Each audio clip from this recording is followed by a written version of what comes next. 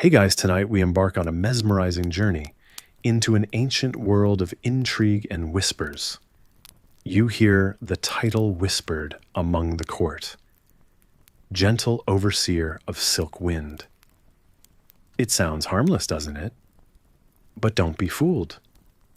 This figure wields the kind of power that could decide your fate in the blink of an eye, controlling not only arrests in 5 vast provinces, but also the delicate art of preparing the emperor's evening meals.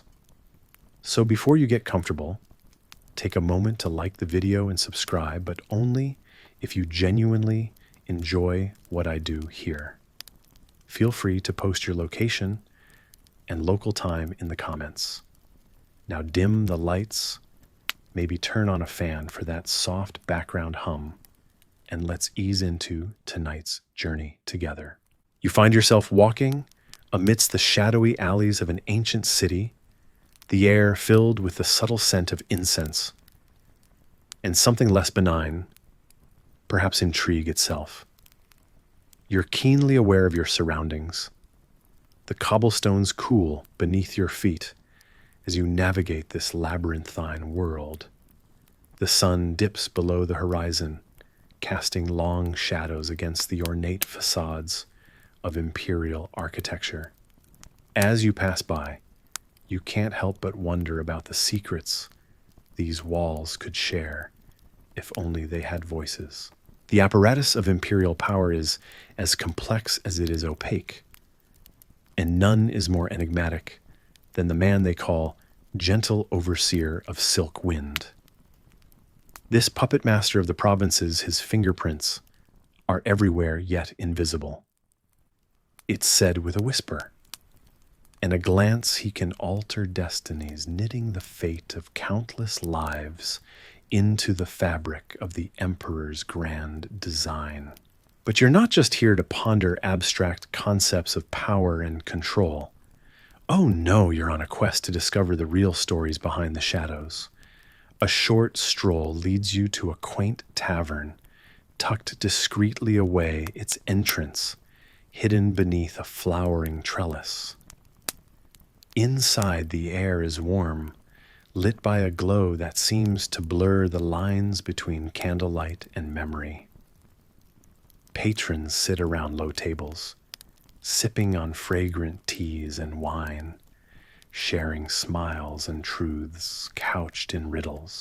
As you settle into a corner seat, you overhear a conversation between 2 scholars. They debate something intriguing. Historians still debate whether the gentle overseer was truly loyal to the emperor, or if his loyalties lay elsewhere. That piques your interest. You lean back, sipping a cup of tea, the warmth blooming through your chest, as you ponder the nuances of loyalty and deception.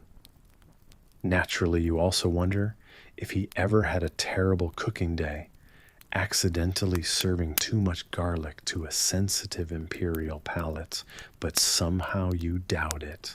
The room buzzes with the low murmur of old stories.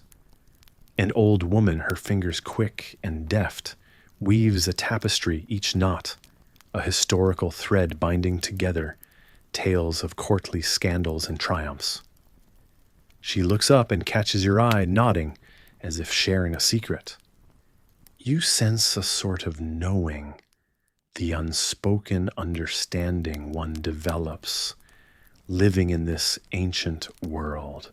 A sudden gust of wind whispers through the cracked window, carrying with it the distant sounds of the city, the clatter of horse hooves, the soft laughter of children, and the melodic chime of a temple bell. You imagine the gentle overseer gliding through the emperor's court with a soft-shoed stride, his presence as undetected as the wind, yet just as present. Your thoughts drift to the 5 provinces under his watchful eye, each a world within a world, with its own languages, customs, and challenges. You marvel at the thoughts to govern so much from the shadows is no simple task. just like balancing a precarious stack of porcelain dishes precariously high, hoping they don't crash at the slightest misstep. A young monk joins your table speaking softly of a monastery perched high above the misty hills where the gentle overseer studied philosophy in his youth. It's said that he pondered the nature of power among the tranquil trees, learning the art of controlling not through force, but suggestion, perhaps why his title sounds as light as silk. As you listen, you're almost lulled into a sense of calm.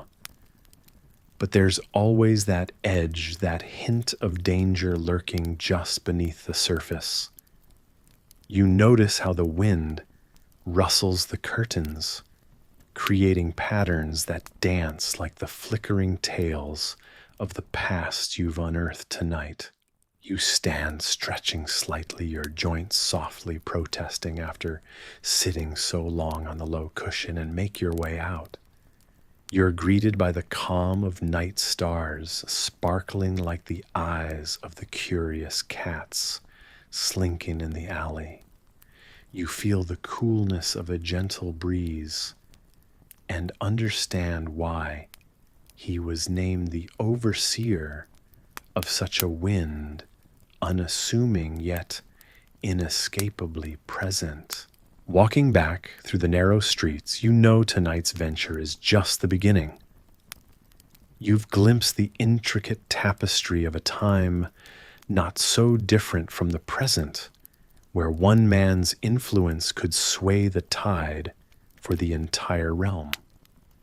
The mystery of the gentle overseer lingers in your mind, an unsolved enigma, a story that will unfold with each nimble step deeper into the shadows. The gentle rustle of silk echoes softly as you wander the opulent corridors of the forbidden city, where power is as quiet and subtle as the embroidered slippers that pad across the polished floors. You don't hear the clang of armor here. Instead, whispers of ancient poetry brush the walls, mingling with the silent weight of secrets trapped within the scrolls, carried by graceful hands. Once these scrolls decided the fates of many tales of triumph and tales of loss, all penned by those who understood the art of ruling a nation without raising a sword. Tonight the moonlight filters softly through the lattice windows, casting intricate patterns onto the cobblestones below.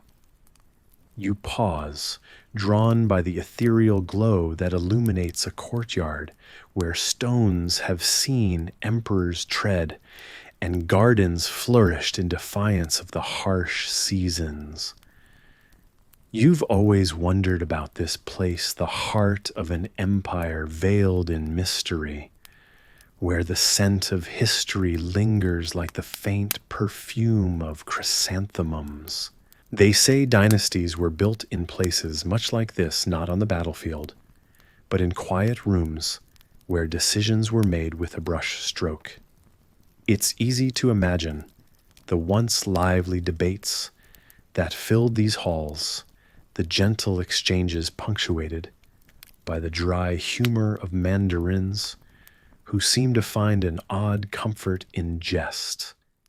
You smile to yourself, pondering whether they ever joked about the bizarre nature of their world, where one could be executed with the same detached grace as one might compose a haiku. But history isn't just grand declarations or solemn decrees, it's also the little things. The porcelain cups still line the shelves, as if waiting for tea that will never be poured.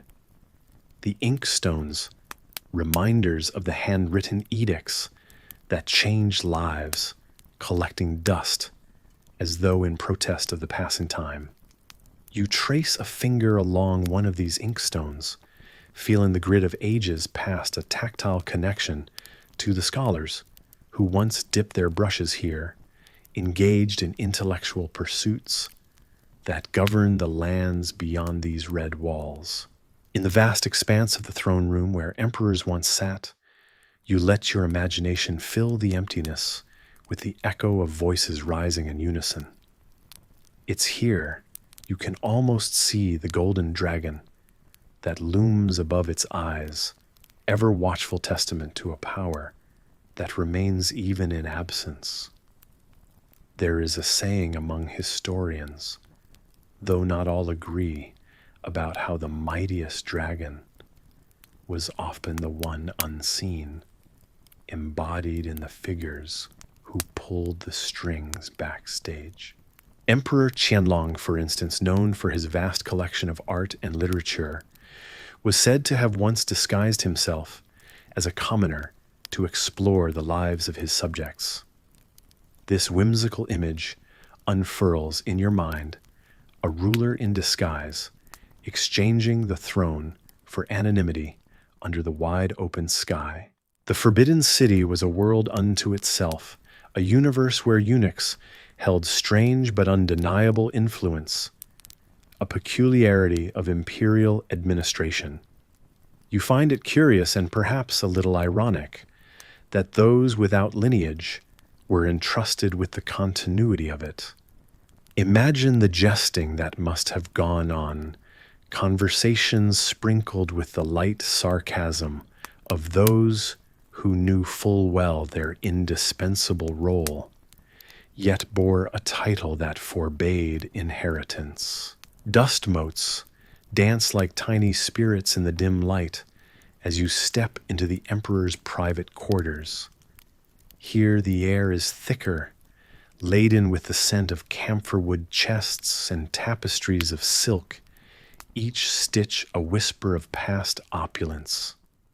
You can almost hear the delicate strain of a guzheng playing softly in the background, the notes weaving stories as vivid as any written scroll.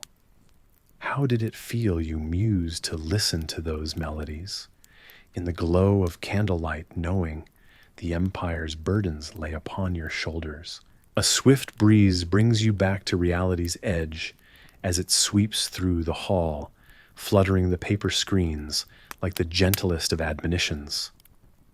Perhaps it's time to move on. This world is vast, and there are more corners to explore, more secrets to uncover. Each turn reveals another tantalizing question, another piece of the puzzle that was Imperial China. A landscape where a single misstep could topple even the grandest of dreams. Historians still debate whether the eunuchs were saviors or saboteurs of the realm. You pause to reflect on the precarious balance they maintained servants, yet sometimes kingmakers, wielding their own peculiar brand of power under the reign of emperors who took the credit or the fall for the machinations they set in motion. As the night deepens, so does your appreciation for the subtleties that painted this world. In this palace of contradictions, where grandeur and simplicity sit side by side, you realize that while power here may not wear armor, its threads are no less formidable. It is the hidden whispers in the night, the slightest arch of an eyebrow, and the gentle swish of a silk robe that hold as much ability to alter destinies as an army in battle. The Forbidden City is a testament to the complexity of human nature, where every stone, every artifact tells a story of ambition, beauty, and the endless cycle of power and humility. You let the silence fill the space between thoughts as you wander, hoping to catch even a single echo of the voices that once charted the course of an empire beneath an unassuming pair of embroidered slippers. You find yourself within the grand expanse of a palace where whispers of power float like smoky tendrils through ivory halls. You're not just a visitor here, you are part of its pulse, The cool stone floor beneath your bare feet sends a shiver up your spine as you wander through the endless corridors. You pause, turning your ear towards the muffled murmurs of conversations held behind gilded doors. Dreams are made and lost here, you think, with a small smile tugging at your lips, knowing fully well that some escapes from this gilded cage would only be trade-offs. Born from the dust and sweat of modest households, many young boys arrive at these grand walls with only a shred of uncertainty as their cloak. You've heard the stories' tales of boys castrated before. Their voices deepen, whose futures are as unpredictable as the flickering of a candle in the wind. You take a moment pondering whether this drastic transformation might be the key to something greater than any could have imagined. Historians still debate whether the initial intentions were purely practical or tinged with ruthlessness, a question that echoes with gentle mystery. As you continue down a passage lined with tapestries that tell stories older than any living memory, your fingertips brush against the woven scenes. Here the boys are taught to move silently, speak in whispers, and listen more intently than any courtier would dare. Each step you take seems to mirror that gentle silence, as if you're practicing the art of invisibility amongst the bustling life of the palace. Imagine the gardens fragrant with blossoms from every corner of the empire, where you often find these boys seated beneath the branches of ancient trees. One might catch snippets of conversations that drift through the air like dandelion seeds. One boy recounts the laughter of his sister sitting on a porch back home. Another challenges life's forsaken paths, asking, "What if I had not come here?" A rhetorical question that hangs like the morning mist. You allow yourself a soft chuckle, for even in a place ruled by protocol, youthful curiosity bears its own weight. You're whisked away by the vibrant colors and textures that feel tangible enough to enclose you. The bustling activity in the open courtyard, you notice, is reminiscent of a market square, yet the transactions here are unseen, wrapped in subtleties. The boys, now young men, navigate this world distinct from their former lives. Here they are taught not just etiquette, but the very art of influence. The air faintly vibrates with the harmonious clatter of the palace. You sense the unspoken rule survive, and you may thrive a hierarchy not etched in stone, but in the hearts of those who inhabit these walls.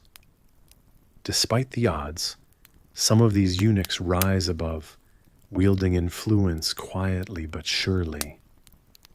Their counsel is weighed more heavily than that of generals or governors. You find yourself leaning against a cool marble column, now the night encroaching upon the palace's hushed activities. There's a hint of jasmine floating on the breeze that meanders through tall windows. You've learned by now that the weight of such influence lies not in obvious riches, but in the power to whisper the right words into the right ears. As a young eunuch jokes softly with his friend beside you, "Knowledge is the real coin in this palace," you catch yourself grinning. Another day in this strangely captivating world tips its hat to you as the horizon folds itself over the sun. You observe a boy no older than 12, scurrying across the polished floor, his tiny feet almost too fast to follow. He is merely an echo of those who came before him, and you wonder whether he realizes just yet the path that sprawls before him. You let out a thoughtful hum, tracing the familiar path back to your cushioned seat by the window. As night settles like a soft quilt, you exhale slowly, shoulders relaxing at last. The day, with its many layers of intrigue and routine, gently folds into memory. You might think that just like the boys of the palace, every day presents a quiet opportunity, a chance to shape the invisible currents that steer empires. And with that thought, you allow the palace's soothing charm to drift between your waking thoughts and dreams drifting off, knowing what tomorrow might bring as you whisper to yourself, "At least I didn't have to polish the armored guards today." With the quiet of the castle settling around you like a soft blanket, you walk carefully across the vast expanse of polished marble floors. You feel a slight chill through the soles of your thin slippers, a gentle reminder of how early the day has begun for you. The task at hand, mopping these endless floors to a gleaming shine, seems daunting. You shake your head with a wry smile, thinking that perhaps this castle has more floor than ceiling. As you push the mop, your arms swinging in a steady rhythm, it crosses your mind a clever thought that maybe, just maybe, you have a secret talent for turning calcareous stone into art with each meticulous stroke. You chuckle softly, glancing at your reflection mirrored in the marble. Can a humble mop transform ambition? Historians might not have records of your budding skills, but one day, perhaps they'll write of the anonymous floor cleaner who aspired higher than his reflection. The corridor's grandeur isn't lost on you. High vaulted ceilings contribute to a cavernous echo, the kind you can feel as much as hear, as each step resounds like the distant whisper of prosperity and power. Glancing out the tall arched windows, you catch sight of the bustling market square, yet to awaken. You imagine yourself in a scene, a modest daydream, as a figure of importance, issuing commands rather than water-filled mop strokes. A noble's voice jars you from your thoughts. "Careful there, young serf," the tall figure admonishes with a chuckle, stepping gracefully around your mop. You offer a deferential nod, observing the rich fabric of his cape sway with a dignity you silently envy. "Yes, your lordship," you reply, appreciating the warmth of a jest, not laden with menace.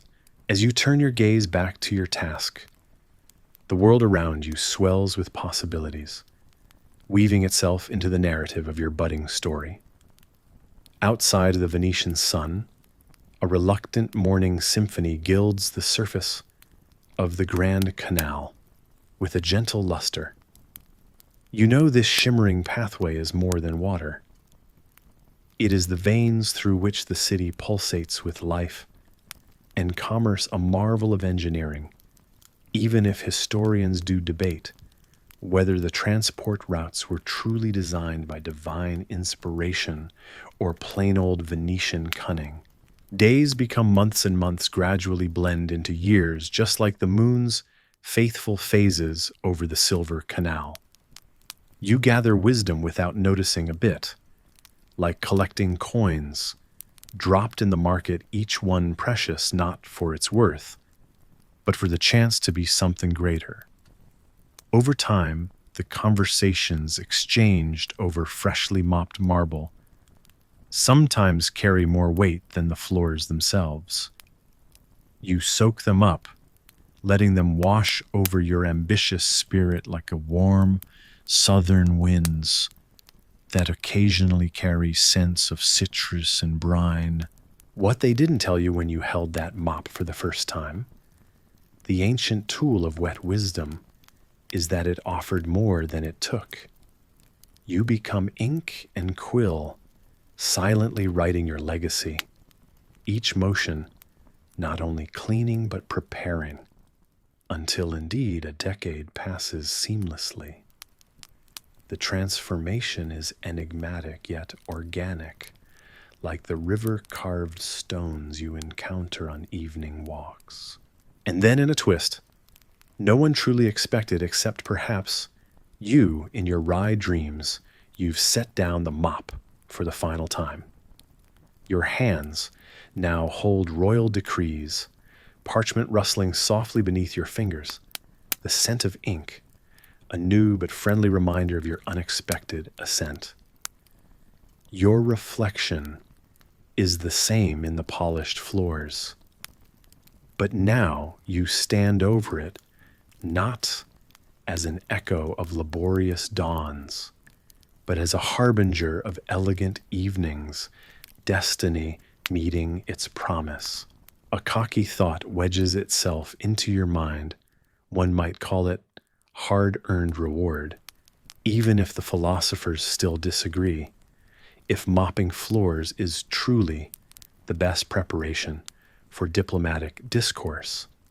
Nonetheless, here you are standing proud, with thoughts of the endless marble-turned canvas for your past dreams. You wonder if any other young guards spill coffee on these floors and think themselves capable of managing a canal. Standing beside the ancient Grand Canal's unruly waters, you command the respect of its flowing history. There's much to oversee, much bureaucracy to untangle, and yet you find yourself quite ready.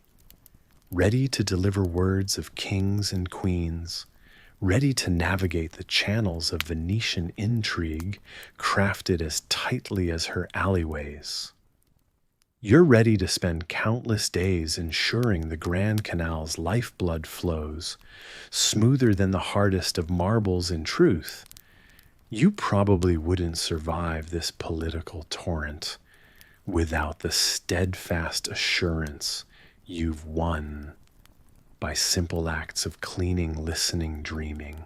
In the retreat to your night chamber, the gentle hush of a slowing city serenades you. You reflect body, sinking into the soft linen's breaths, deepening as visions of mirrored courts and gliding boats blend into one. You drift thoughts as fluid as the canal's whispering waves against the ancient stonework of the city, lulled by the rhythm of oars cutting through the kind waters. Like the tides, you surrender to rest secure. In knowing this journey, a story told in each surface, you've touched each waterway, and word now etches itself quietly in the annals of history that began with the humblest of beginnings. You walk through the softly lit corridors of the palace, each step muffled by the elaborate rugs, woven with scenes of mythical beasts and ancient tales. The air is warm, rich with the scent of incense swirling languidly from ornate burners placed strategically around the hallways, their smoke curling like ghostly fingers in the dim light.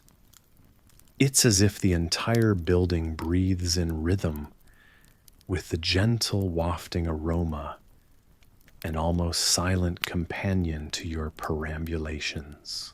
The office of incense so unassuming in name, yet you have learned that its responsibilities stretch far beyond the mere crafting of soothing scents for regal ceremonies. Nestled deeper within the Imperial complex, the Bureau of Harmonious Fragrance is where you now find yourself summoned. Their true duty dances like the smoke itself through the air, maintaining the delicate balance of the Emperor's world, both inner and outer. A gentle resonance fills the room as you enter, a soft murmur of whispered chants that you can almost not quite understand.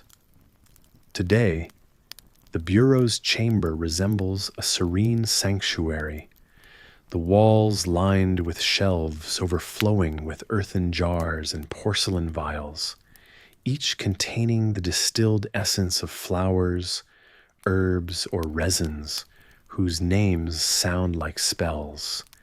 The air pulses with a sacred energy that makes you feel simultaneously at peace and faintly overwhelmed. As you take a breath, the potent aroma of myrrh tickles your nose. Historians still debate whether the emperor truly believed in its mystical properties or merely appreciated its role as an espionage tool. A curious duality, you think, one foot in the spiritual realm, the other firmly grounded in pragmatic diplomacy. Perhaps even the Maida must hedge their bets. Your eyes drift over to a group of attendants, each absorbed in the careful art of incense crafting. One of them looks up and offers you a knowing smile, as if to say, "Yes, this is all as peculiar as it appears." You can't help but chuckle softly, recognizing that there's a peculiar humor in the juxtaposition of ancient ritual and clandestine intrigue. Beyond the rituals, the Bureau wields an influence that melts seamlessly into the Emperor's awareness. Their real power lies in a mix of tradition and gentle control, using fragrances to sway emotions, to soothe tensions, or perhaps more insidiously, to cloud judgment. The Emperor's emotional state becomes their canvas, each blend of incense a delicate brushstroke. In the corner of the room, you spot a particularly lush setup involving lotus petals and delicate silk screens. It's said this spot is used for intimate and introspective discussions between high-ranking officials. You've heard it mentioned that the petals are more than mere decoration. They're part of an ancient practice intended to inspire clarity. You wonder if they really believe talking near flowers could solve political gridlocks. Or maybe, like the rest of the Emperor's secrets, the truth is more fragrant than it seems. A slender gentleman draped in soft silks approaches, gesturing towards a smaller chamber where candles flicker invitingly. He moves gracefully as if to emphasize the tranquility surrounding him. His voice is softly conspiratorial. You must try the new blend he suggests, and with an amused curiosity, you follow him, wondering whether you're taking part in traditional ceremony or covert psychological manipulation.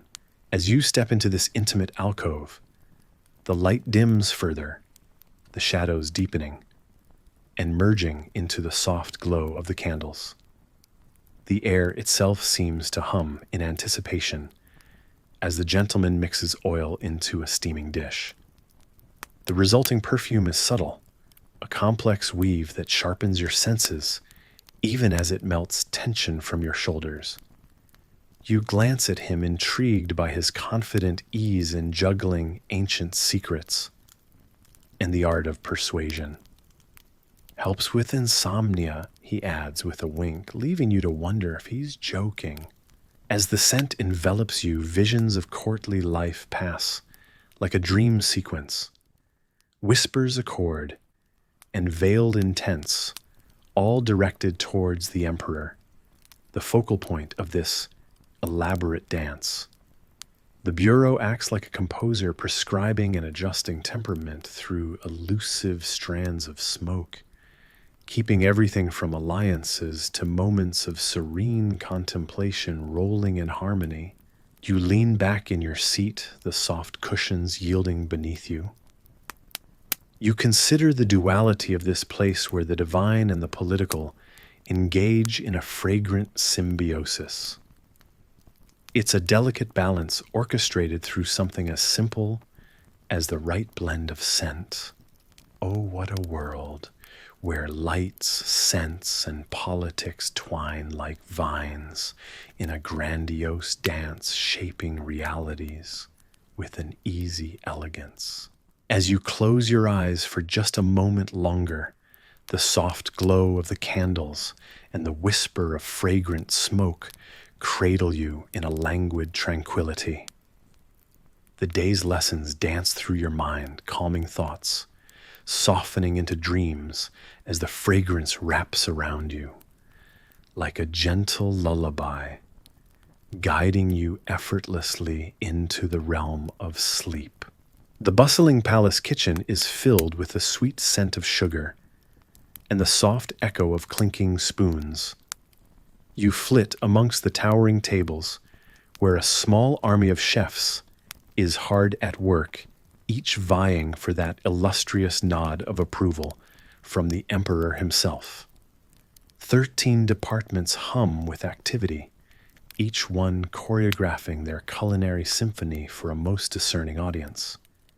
You look around and feel the anticipation mixed with the warm glow of flickering lanterns bouncing off stone walls that have witnessed countless feats of culinary genius and disaster over the centuries. You find yourself particularly intrigued by one department, the so-called Bureau of Cooling Delights. A whimsical name, you think perhaps, but no less filled with gravity than any other task in the cook's domain. This place, this labyrinth of cutlery and concoctions, can spell the height of fame or the pit of infamy for the intrepid chefs who dare to craft desserts meant for imperial pleasure. You pause, your attention caught by a young chef tending to a row of intricate confections, each one a frosty masterpiece glittering like dewdrops captured in sugar.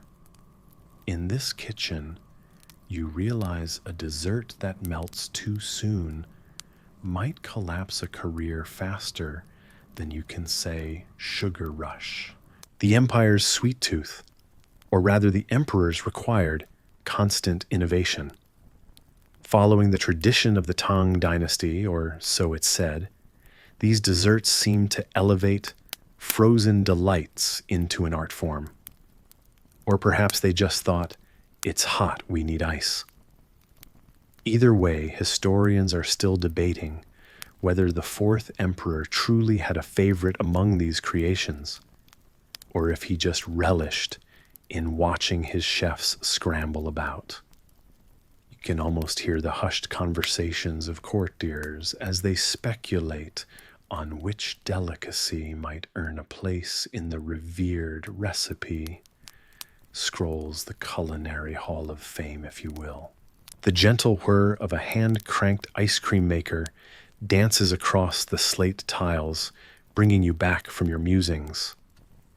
You can't help but grin at the cleverness of it all, wondering momentarily if anyone's ever considered inventing a self-cranking version for the lazier chefs of the lot.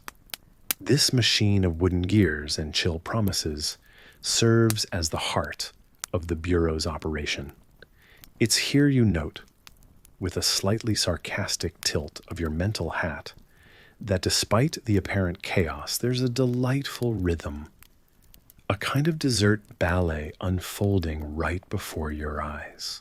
You wander over to a table where a burly chef, sleeves rolled to his elbows, carves an ornate ice sculpture with the precision of a jeweler.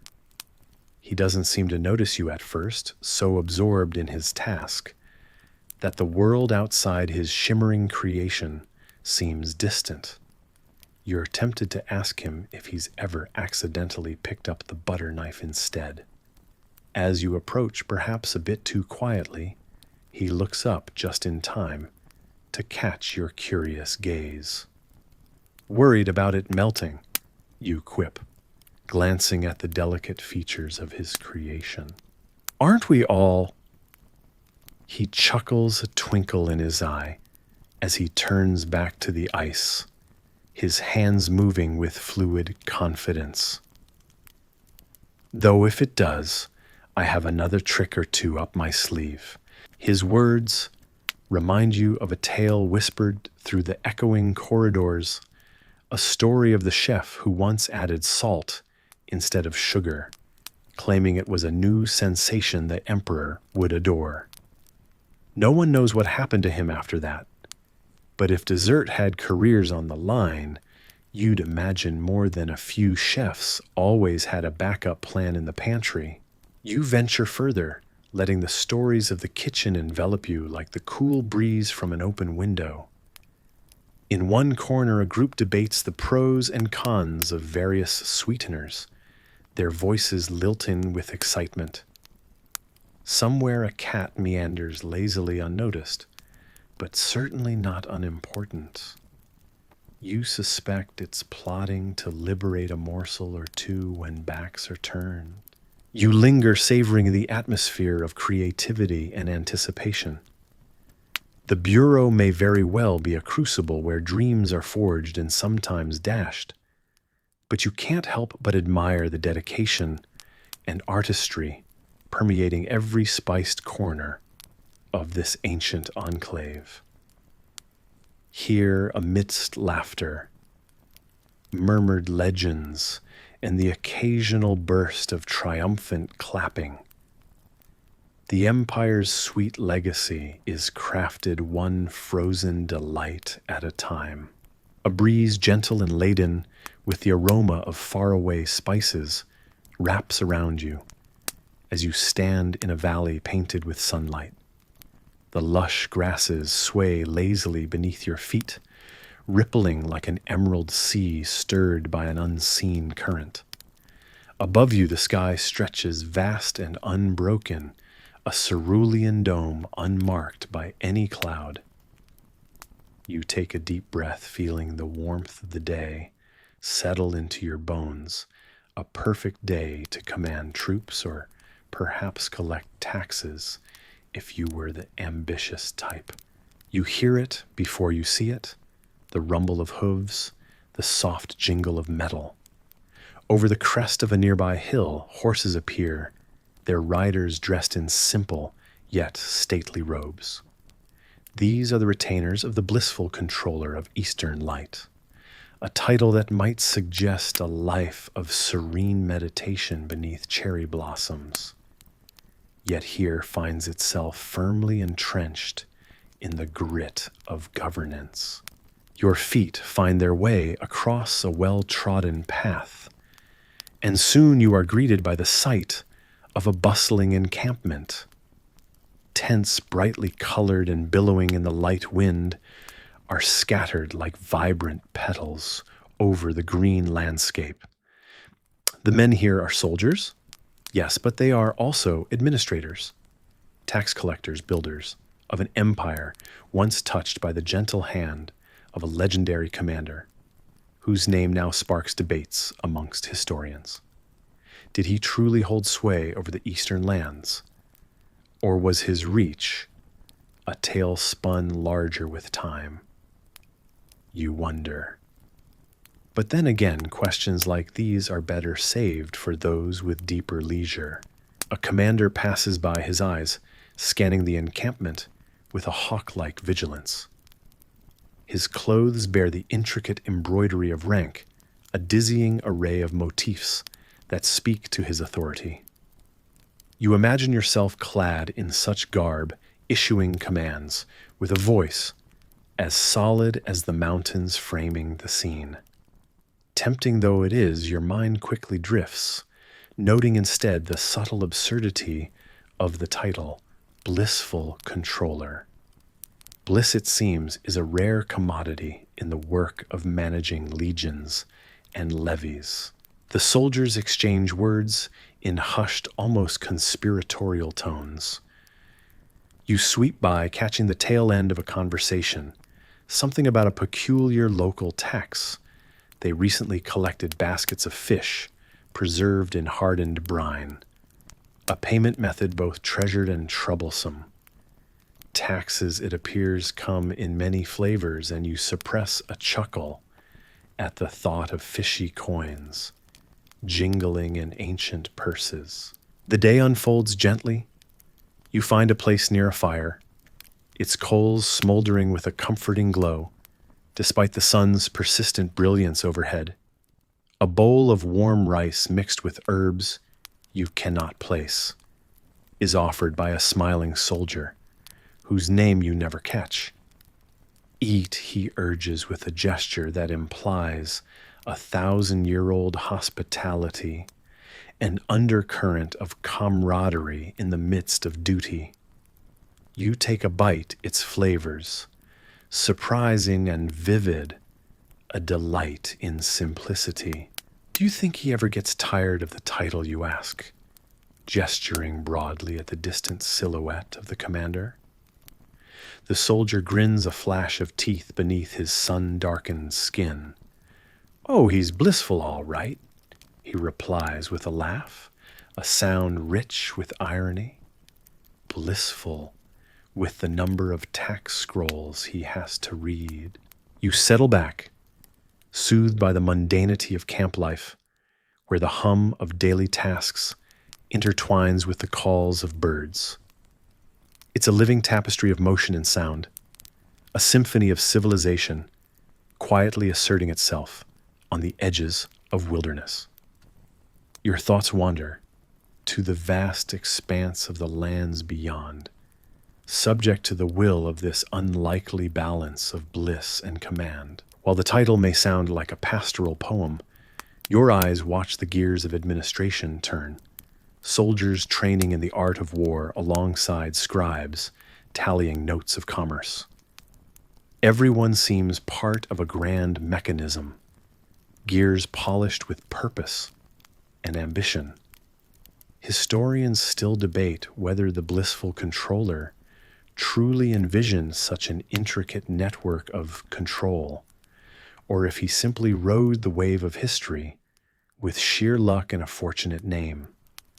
Questions again dancing at the edge of your thoughts like fireflies against a twilight sky.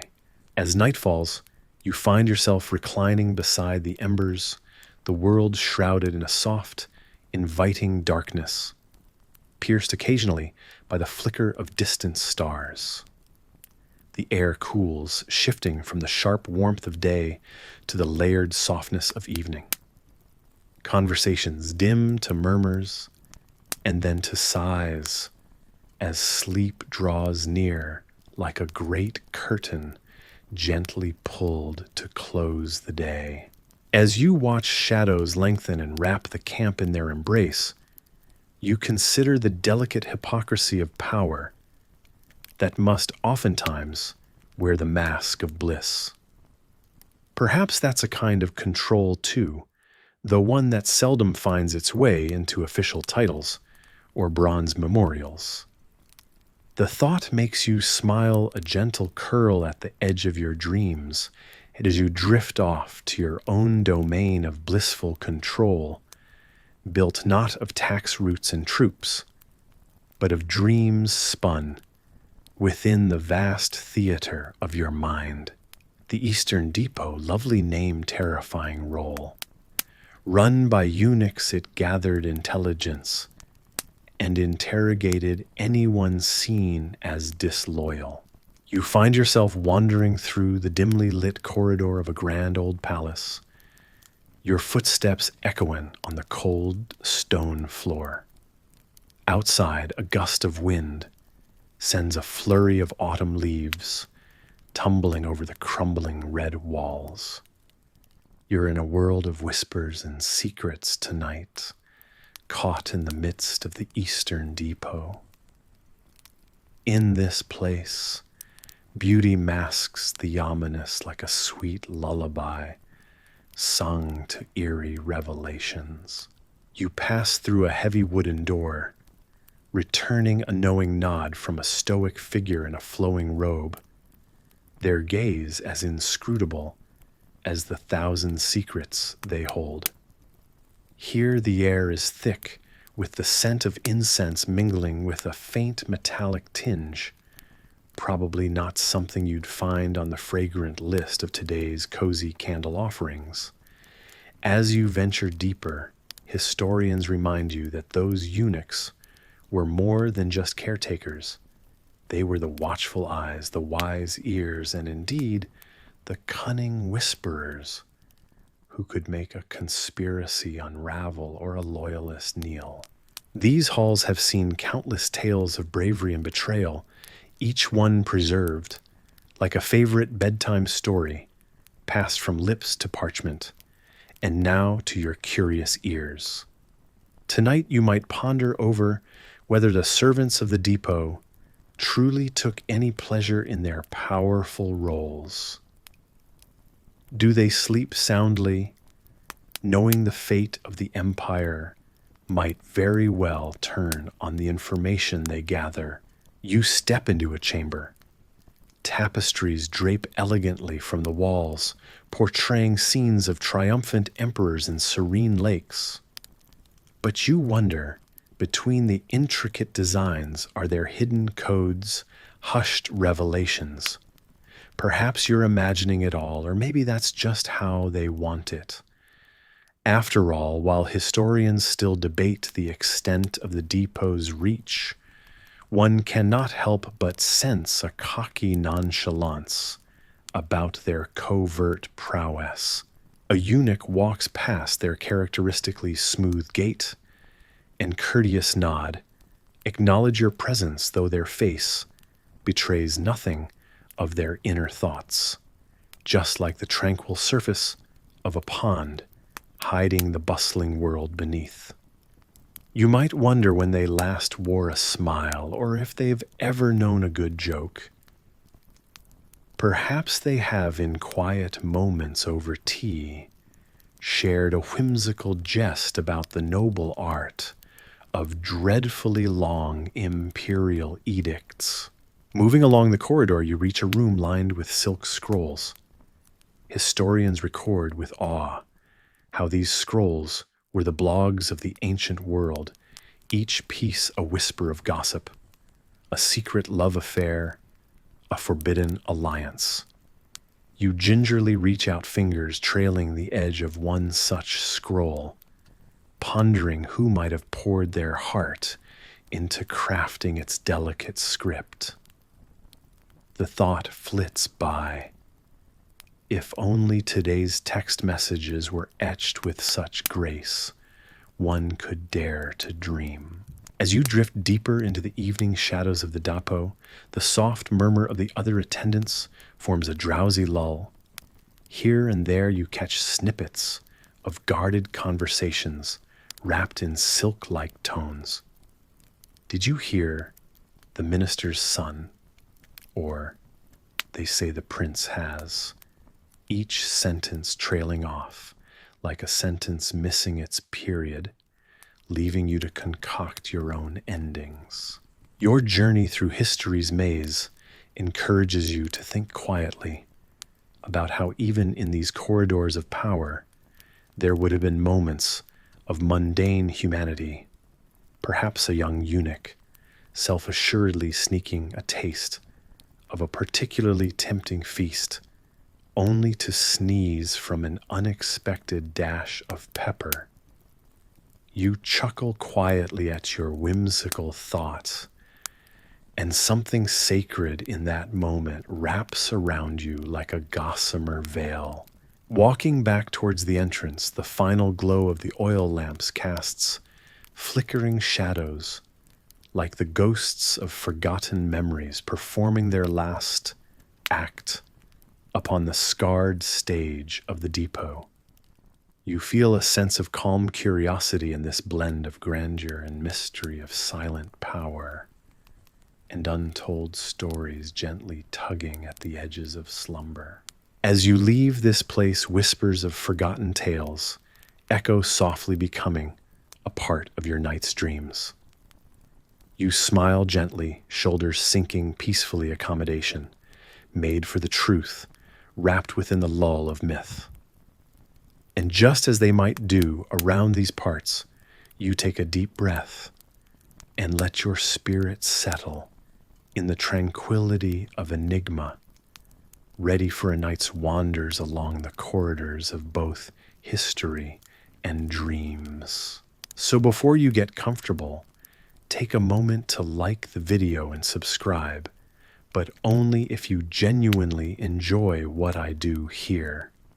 Feel free to leave a comment with your location and what time it is in your corner of the world.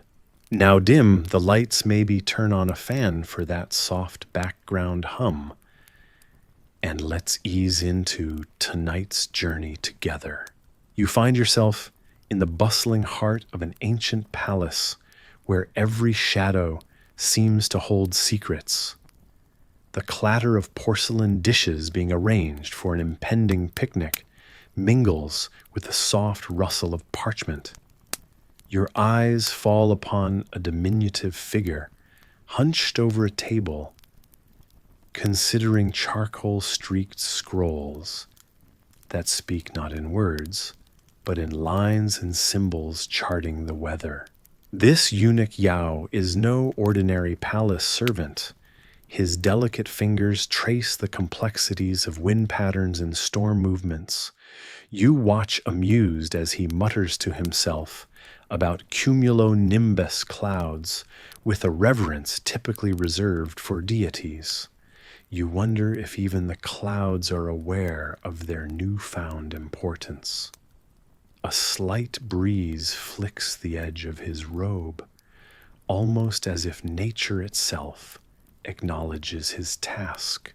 As Yao sketches the morning's forecast with a flick of his wrist, you note the meticulous care he invests, a precision that would make a raven's eye stare look lazy.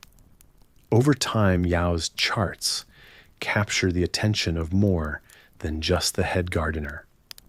Ministers peering over his shoulder see more than squiggles. They glimpse the potential for influence wrapped in vellum. One evening, while the sun dips behind crimson banners fluttering atop the palace walls, Yao receives a summons. It's whispered that the emperor himself desires a weather chart for an imperial journey. The honor is intoxicating, and you can't help but smirk at the thought of the emperor flustered over a sudden cloudburst. As Yao moves through the labyrinthine corridors toward his audience, you're struck by the way each step echoes a reminder of both his power and his bondage. Yet despite his station, Yao's mind dances freely with numbers and forecasts. Historians still debate whether he truly believed he could change the course of history with his observations, or if he simply reveled in the act of discovery. Either way, Yao's charts begin to weave into the empire's fabric, with ministers pioneering infrastructure projects and military campaigns on the back of his predictions. A laughter might bubble up when you think of war general swords gleaming, waiting for a drizzle. Weeks pass, and the eunuch's modest workroom transforms into a buzzing hive of scribes and assistants, all poring over scrolls by flickering candlelight. You feel the room's warmth, a contrast to the colder calculations of power sprawling across tables before you. The palace rings with soft exchanges as aides whisper, adjusting their strategies according to Yao's forecasts. But it isn't just knowledge that Yao imparts. It's a network, a pulse of information swirling throughout the empire. His weather charts lead to an exchange of resources between ministries, suddenly vitalized by this newfound insight. You watch as Yao stands at the center of his web, a quiet orchestrator with a flair for subtlety, much like a conductor guiding a symphony of intangible algorithms. At times, Yao stands by the palace windows, looking out over the world that now hangs on his readings. The moonlight casts fractured patterns through paper screens, and these moments of calm often feel like the quiet before a storm. You sense the gravity of his position, the awareness that every ink stroke could alter destinies, floating like the smallest leaf spinning adrift on a powerful current.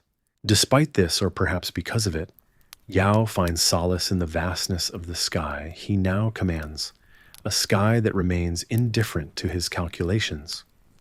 His influence stretches as far as the eye can see, and yet fits neatly within the palm of his hand. If you listen closely, you might even hear the gentle mocks of birds, free to roam where charts dare not dream. Through corridors thrumming with life and intelligence, you track Yao's growing influence each step, a reminder of the union between human curiosity and nature's caprice.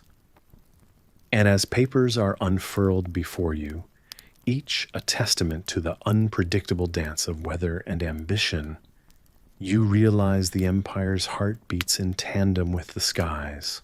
Your journey begins amidst a sea of vibrant peonies, their soft petals brushing against your fingertips as you walk through the Imperial gardens. The early morning light casts a gentle glow on the world around you, and you can almost feel the peace of this tranquil moment seep into your very bones.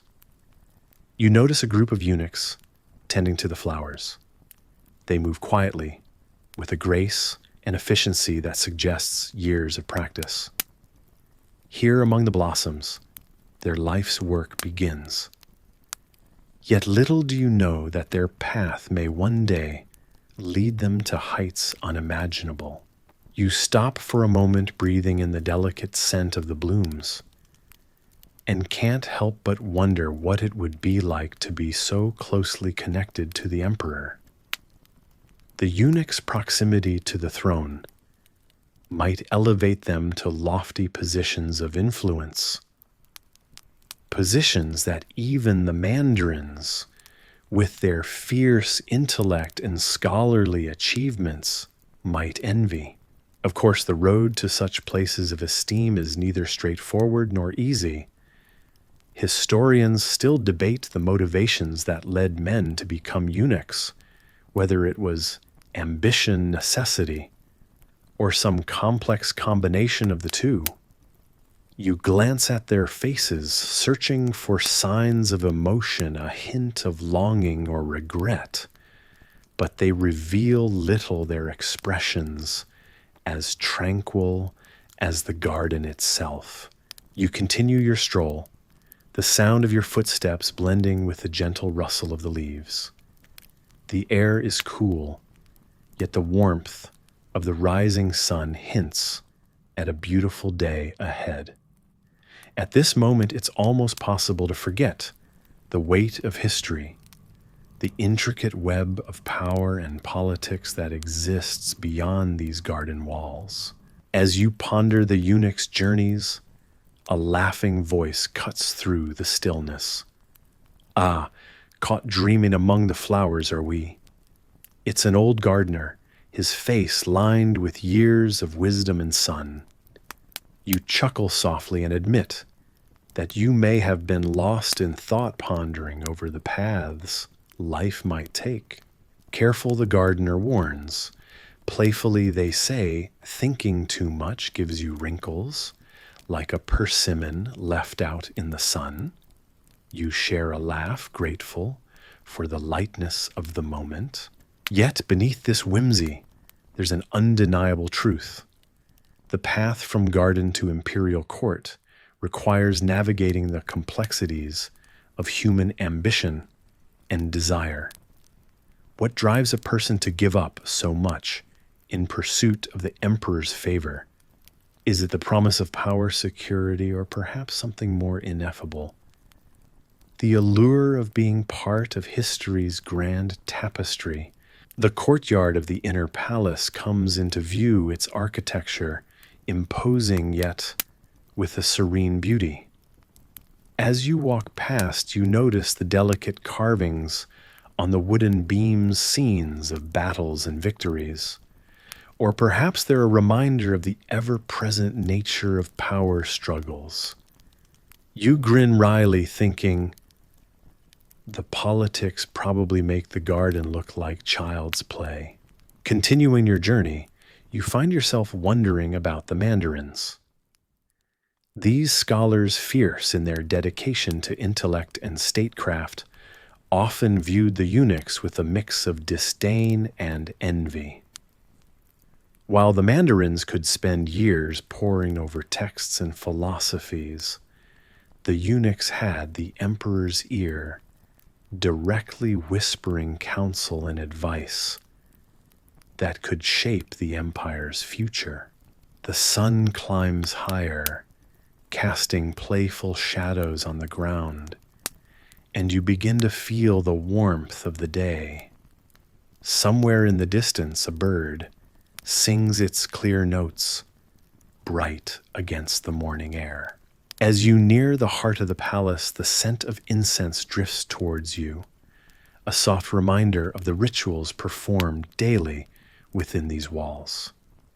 You wonder what stories these halls could tell of secrets shared between emperors and close confidants, or perhaps even gossip whispered by those who serve. The duties of men who carve their destinies in silence, like the eunuchs, are often tinged with paradox. They are both powerful and powerless, central and peripheral, cherished and discarded, always walking a careful line. You reflect on this balancing act, noting how the world is full of such contradictions. Perhaps you find solace in knowing that history, for all its grand gestures and sweeping changes, is often written not just by scholars and kings, but by those unseen tending gardens, performing duties, living lives, rich with untold stories. As you pause, taking in the complex dance of power and simplicity, the world around you seems to hum, with possibility whispering that perhaps greatness can begin anywhere, even among the peonies. As your hands brush gently across the soft woven fabric, you appreciate the intricacy involved in creating such a masterpiece. The vibrant colors swirl like a tapestry of whimsy, each thread meticulously placed like members of a symphony orchestra, every note in perfect harmony. It occurs to you that even the simplest of tasks held significant titles in this peculiar age, a time when robe folders were graced with the moniker Commander of Fabric Harmony. You imagine what it must have been like to hold such a title. The very term evokes the image of an authoritative figure standing before a fluttering sea of robes, smoothing the folds with almost military precision. Oddly enough, their ledgers contained more detail than those of battlefield commanders, outlining not just transactions, but the whims of market trends and the shifting tides of fashion. You chuckle softly at the thought the world might have been on fire, but heaven forbid that a crease miss a line in the ceremonial robes. The workshop around you hums gently, like a hive of productive bees, each artisan deeply engrossed in their task. Sunlight streams in from a high window, casting geometric shadows on the stone floor. You could swear that the very air is infused with a sense of quiet purpose, as if alert to the legacy of this ancient craft. You can almost hear the whispering fabric stories, tales of grandeur, spun by the skilled hands of their creators. You walk across the dusty wooden planks, careful not to disturb the meticulous order of the workspace.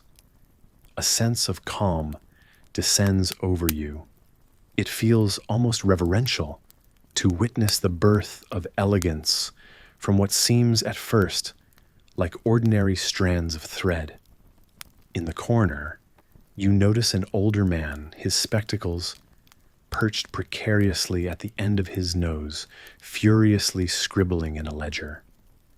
Perhaps he too is a commander of fabric harmony, one whose attention to detail shapes the very thread of history.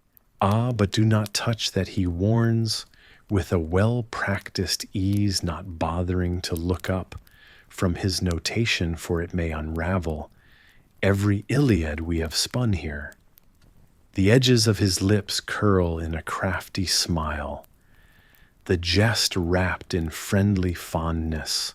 Historians still debate whether these artisans ever viewed their work as rivaling the Iliad. Such a suspicion might be too much of a tongue-in-cheek fantasy even for them, but certainly the role they played in shaping cultural aesthetics can't be ignored.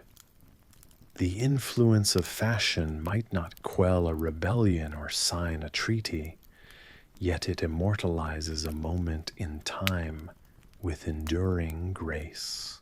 As you wander through this labyrinth of history, stretched and stitched time and again by nimble hands, you pause to inspect a shimmering robe. Its colors ebb and flow, almost giving the impression of liquid, captured and woven into shape. You wonder at the personalities of royalty and dignitaries who might have worn such garments. Were they conscious of the honor it was to don something so artfully crafted, something that stood as a testament to the finesse of these robe folders? Did they ever acknowledge the stories woven into each piece? A burst of cheerful laughter interrupts your musings, the sound like a cascade of bells. Two apprentices, not more than teenagers, are practicing their stitches, one giving the other a gentle nudge as threads stray off course. Their youthful energy seems an echo from an era where youthful exuberance often found its expression in the most curious roles, such as chief stitchers in training. You find yourself smiling their light banter, reminding you that while titles fancy as Commander of Fabric Harmony lent a grandiose aura to these artisans, at its heart their world was casual, warm, a community woven together tightly as the best crafted fabric, the air filled with a mix of fresh linen and the faint trace of time-honored dyes envelops you like a gentle embrace. This is more than just a place, it's a living history, with every robe holding a junction point between past dreams and future manifestations.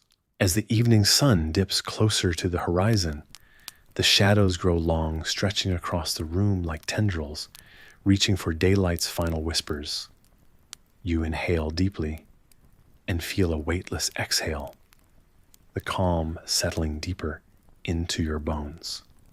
You move quietly toward the exit, your footfalls a soft accompaniment to the symphony of quietude that fills the room once more. The road outside is lined with cobblestones that have witnessed countless such days of shifting sunlight and bustling trade.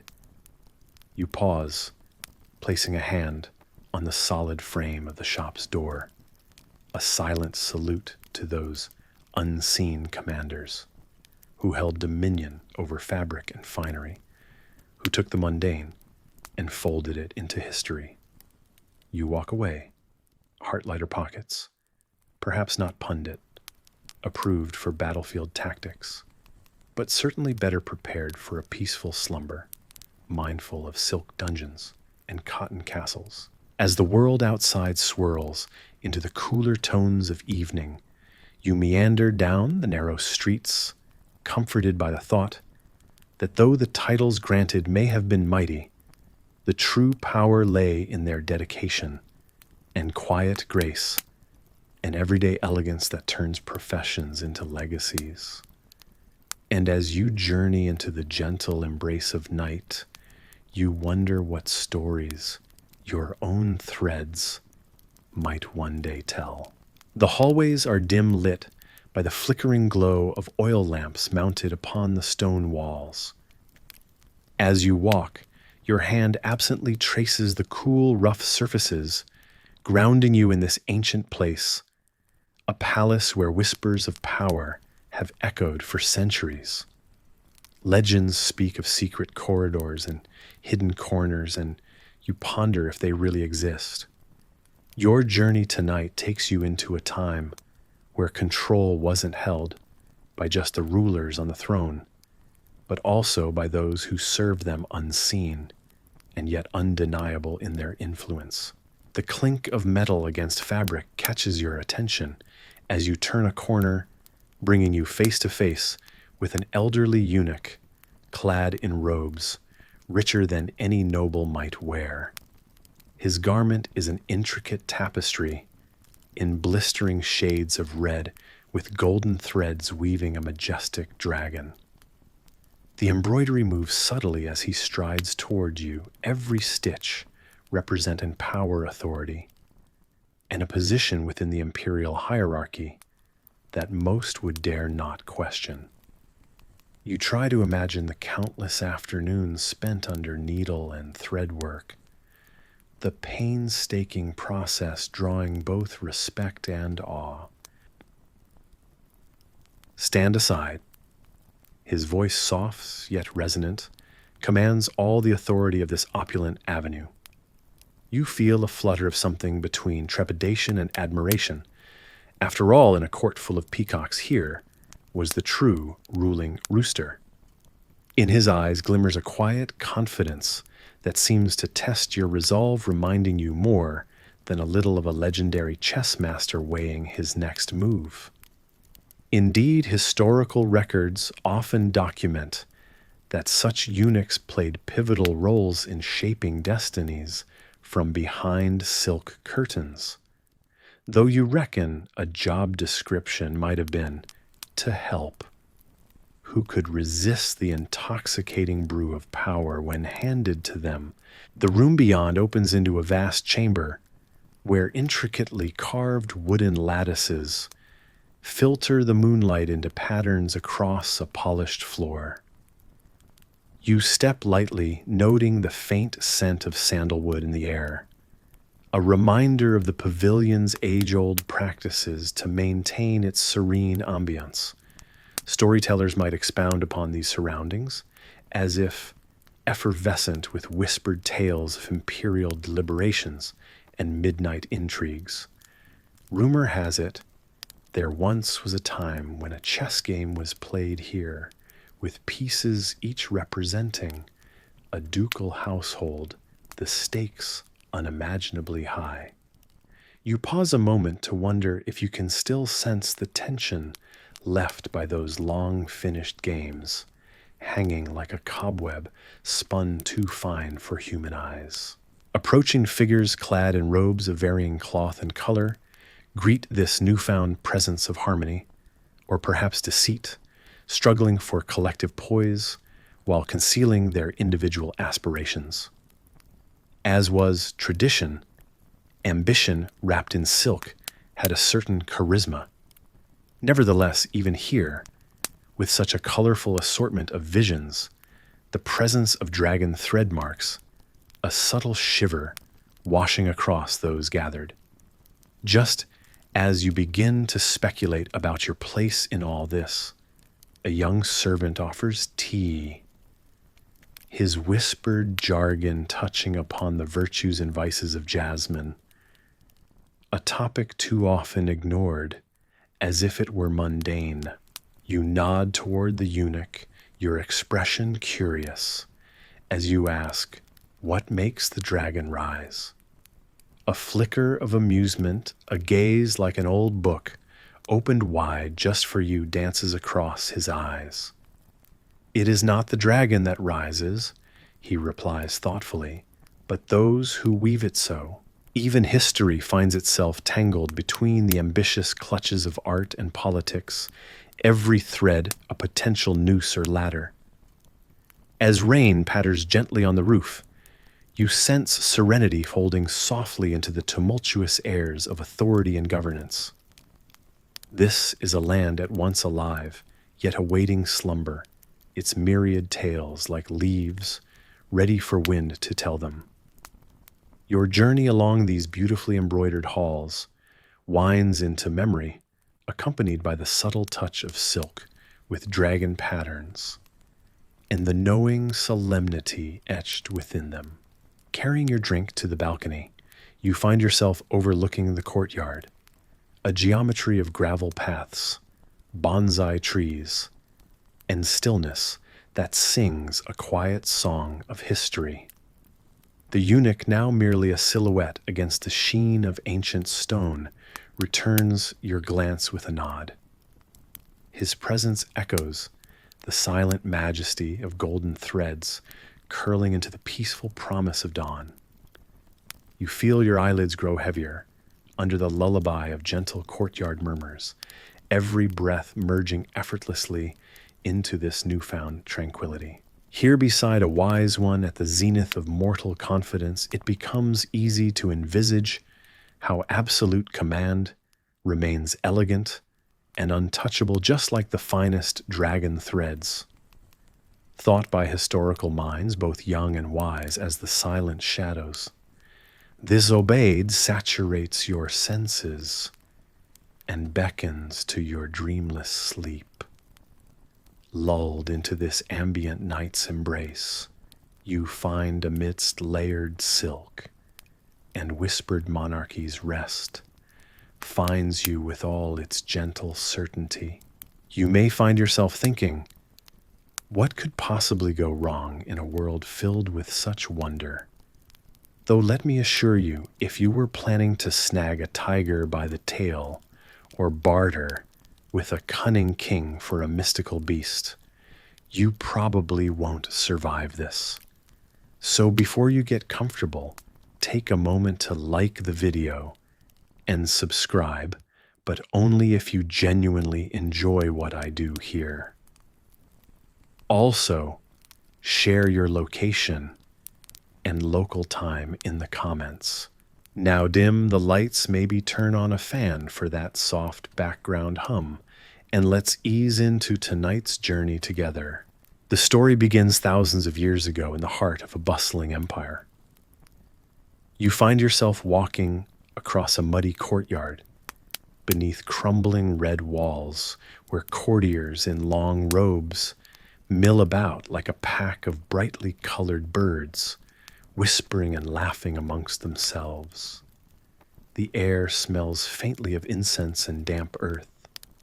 A eunuch dressed in elaborate silks strides purposefully across the yard, heading towards an enclosure where the glittering eyes of a rare beast peer out from the shadows. This is the headquarters of the Bureau of Rare Beasts, a peculiar governmental department tasked with the care and display of the Empire's most exotic creatures. And yes, historians still debate whether such an organization was truly necessary or merely a whimsical indulgence of the power-hungry elite. You can't help but wonder if anyone ever actually counted the llamas or certified the authenticity of the dragon eggs they supposedly received. It's a mysterious place wrapped in as much myth as it is reality. Inside the main hall, dimly lit by paper lanterns swaying gently from the ceiling, the Bureau's leader sits. He is a eunuch, trusted implicitly by Emperor himself, a man, or perhaps more appropriately, a figure of many secrets. Today, he awaits the arrival of a most peculiar diplomatic tribute, sent all the way from the far reaches of an unknown land. The animal is taller than any you've ever seen, its neck stretching upward, like a tree reaching for the sun. Yes, it is a giraffe, its spots like shadowy coins against tawny fur, its eyes large and soulful. Why a giraffe, you ask, isn't sending this towering creature across a continent, fraught with peril and occasionally questionable decisions? The eunuch raises an eyebrow, perhaps thinking the same splendid thought. Courtiers gather around, jaws dropping in awe and amusement. They think it's a killin, a mythical creature, whispers one. You stifle a chuckle, amused at the notion that anyone could confuse a giraffe with a legendary beast of lore. If only Google Translate existed back then. The giraffe lowers its head with a gentle grace, and you marvel at how composed the magnificent creature appears in such foreign surroundings, as though it, too, acknowledges its inherent rarity and status. Transfixed, you briefly forget about the politics, and the power plays unfolding around you. There is something pure and untouched, even slightly comedic, about being in the presence of such an animal who possesses no knowledge of its significant symbolism. Throughout the day, the debate continues. Some argue that this gift represents a bold statement of peace, while others suggest it's merely a puzzling enigma, a riddle wrapped in an animal swaddled in mythology. You consider all these theories with amused skepticism, exhaling slowly as you lean back against a bench, wondering if any of them have it right. One of the scribes approaches ink-stained fingers wrapped around a scroll. What's next for the giraffe, then? He muses aloud. You can't help but imagine the giraffe wandering through the halls of power, bewildering and charming its way into the annals of history. Perhaps the largest hurdle is constructing a barn tall enough to house the creature without knocking the roof with its towering horns. Suddenly the courtyard erupts with activity as the emperor himself arrives, curious to witness the wonders delivered to his empire. Approaching the giraffe, he stands a moment in silent reflection, and just for a moment you feel a profound sense of calm, imagining that this simple creature could be a bridge, its impossibly long neck connecting distant lands with its gentle grace and innate sense of being. The humor and absurdity don't quite erase the thrill of it all, but slowly the spectacle fades, as all exciting things do, into legend and sleep.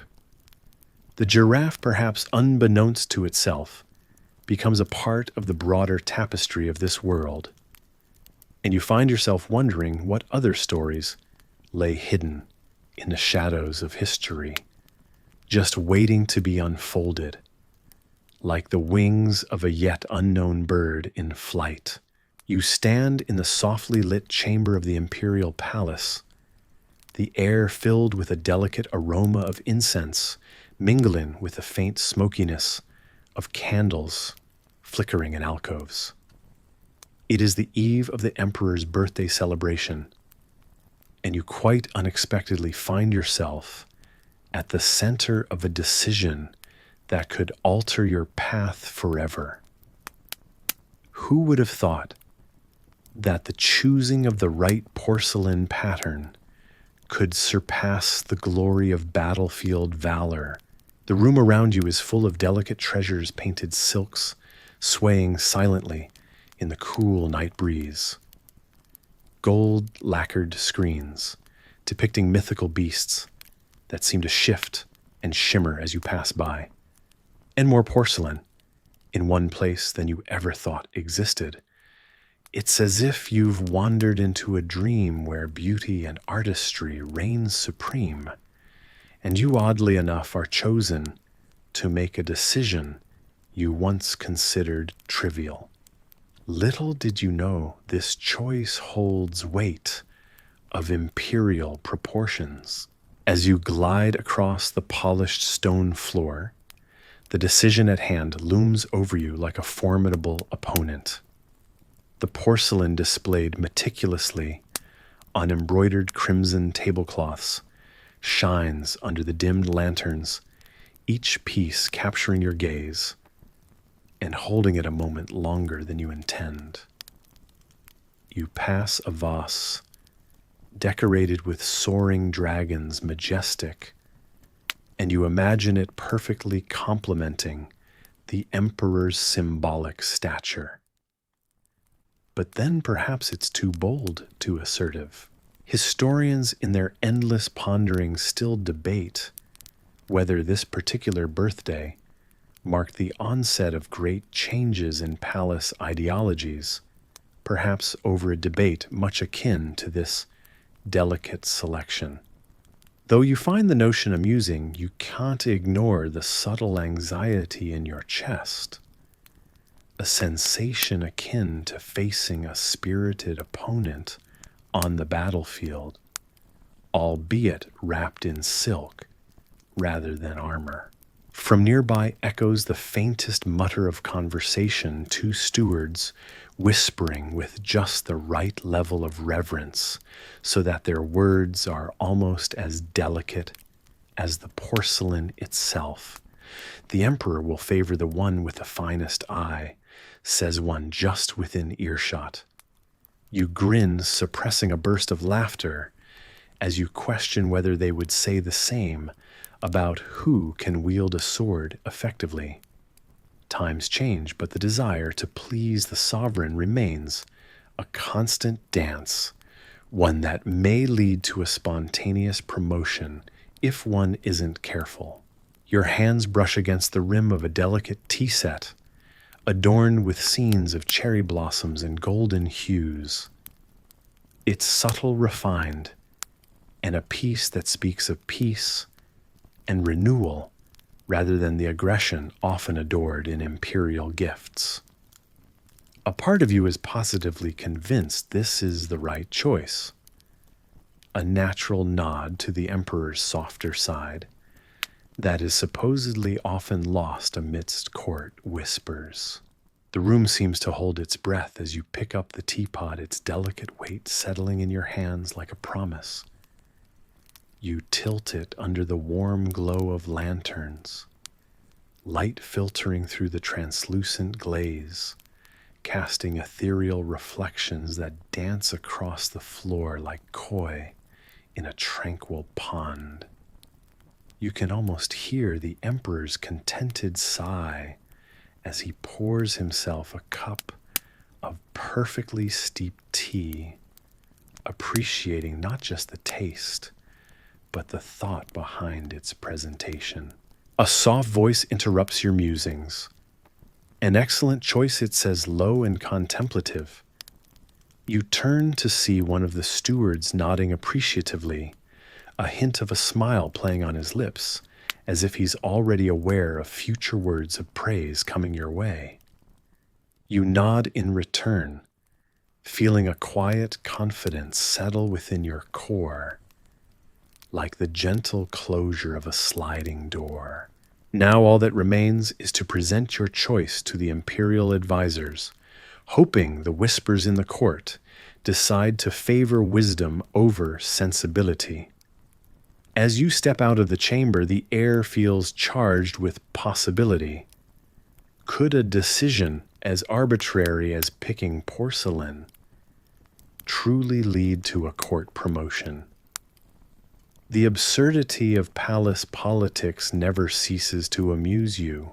Walking through the vast corridors, you allow yourself a moment of whimsy, imagining future historians debating over the so-called porcelain selection promotion. You picture them with furrowed brows and quills in hand, attempting to make sense of a world that elevates art above arms. Just as your thoughts drift, you catch the sight of dawn breaking through latticed windows, painting rich patterns across the floor, perhaps a sign of the hopeful renewal you're envisaging. You exhale softly, the breath you didn't realize you were holding gliding out slow and easy. The day unfolds gradually, each passing hour, bringing you closer to the moment of truth. Courtiers shuffle past in their vibrant silks, whispers of anticipation, humming along stone corridors like an unending concerto. As the sun spills across the horizon, you find yourself at the grand hall, the air ripe with the scent of spices and the soft cadence of distant lute strings. Presenting the chosen porcelain to the court brings a hush, an anticipatory silence where the world seems to pivot on its axis, at least for the moments, until the emperor, with an enigmatic smile playing at his lips, bestows his approval. The relief that washes over you feels like coming home after years at sea. As you step back amongst the crowd, congratulations following you like the shadows of clouds on a summer day, you touch the hilt of your sword, a reminder of past glories and perhaps future adventures, untethered from porcelain patterns.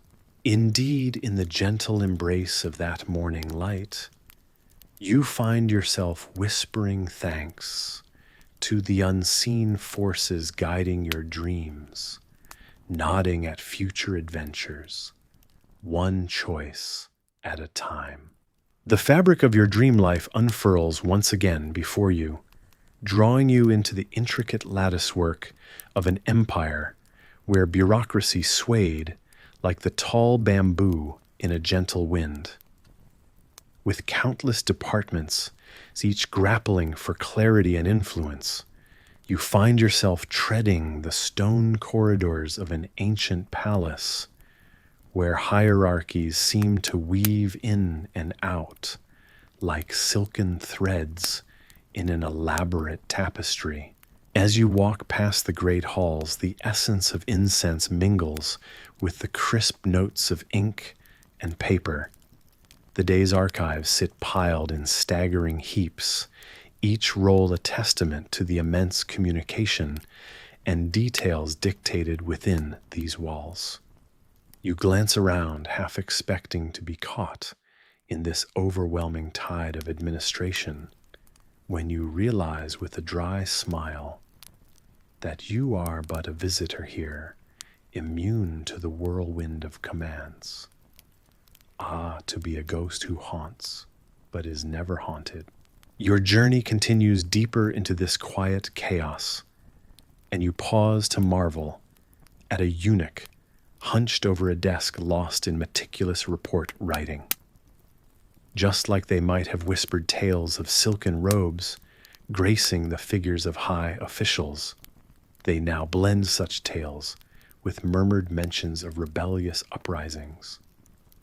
Somehow the mention of rebellion grazed with the same care as the intricate patterns on silk garments seems almost comically casual here. You imagine how the reports might read something akin to spinning gossip that effortlessly shifts from fashion critiques to impending coups. Historians still debate whether they truly understood the weight of their words. You think amusement curling at the edges of your thoughts. The eunuch looks up, momentarily catching your eye with a knowing blink. It's as if he shares this inside joke with you, presenting rebellion and gown-making with equal gravity. The echo of this shared understanding hangs in the silent air, and you return his nod slightly, acknowledging a world where the absurd becomes routine. Your steps take you further into the bustling yet hushed domains of the palace, where the air brims with anticipation as new silk shipments arrive. The fabric shimmering like quiet water, catching the moonlight, is admired by many. Yet as you run your fingers lightly over the satiny surface, a thought nudges its way in how these threads artfully crafted through patience and artistry, could have as easily been threads of conspiracy. The murmur of voices in the corridor, a hushed blend of bureaucratic endeavors and elaborate court life, all swells around you, each sound a stitch forming the empire's cloak. You wander outside briefly, where the courtyard stretches wide and inviting, much like an open invitation to the stars that are just beginning to sprinkle the evening sky. There's a serenity here, a soft antidote to the interior's busy energy. And you breathe in deeply, inhaling not just the cool air, but a sense of calm resilience that carries you forward. Back inside, you brush past a row of archivists, each engrossed in their roles like well-rehearsed actors. Their actions seem like delicate dances, nimble fingers gliding across pages, compiling the trifles of daily court life into the larger narrative of history. It's hard not to think that somewhere amongst the mundane records of fashion, imports, and grain shortages lie seeds of future intrigues, missed or dismissed with a bureaucrat's practiced oversight. Through a lightly ajar window, the soft rustling of silk catches your ear, reminiscent of whispered secrets, shadowed undertones, delivering the comforting yet unsettling enigma of the palace. The rhythm of this place, the soft tap of bemused footsteps, distant strains of a zither. Occasional laughter is both a lullaby and a compelling mystery, encouraging you to delve deeper into its embrace. Pausing at another doorway, you absorb the sight of more department members huddled over candlelight, their flickering companions revealing tired eyes, yet unwavering dedication. You chuckle internally at how the art of candle management might in this time and space hold equal importance to managing rebellions. After all, one never knows which might keep the empire burning through the night. Your fingers trace the rough edge of the wooden banister, warm and reassuring under your touch as you move past it into the bosom of the empire's core. The richness of embroidered tapestries greets you. These walls have seen more than they would ever tell. Their woven artistry speaks silently of traditions upheld and challenged, signifying both unity and discord. And as your journey through this labyrinthine story of human ambition continues, you find yourself almost lulled by its complexity, a quiet acceptance washing over you, like the moonlight pooling across your path. You pull yourself back, pivoting towards the gentle heart of the palace's pulse, as the whispers around you gentle themselves into a lighter tone, winding down, like a symphony reaching its last notes. You feel how the layers of throne and tassel of authority and rebellion of silk and paper converge a quiet nod to the unceasing dance of history that scribes and sculptors alike have chased through time. The thought crosses your mind, carried on a breeze, as soft as a dove's wing, perhaps in the end, whether through the annals of paperwork or the glimmer of silk.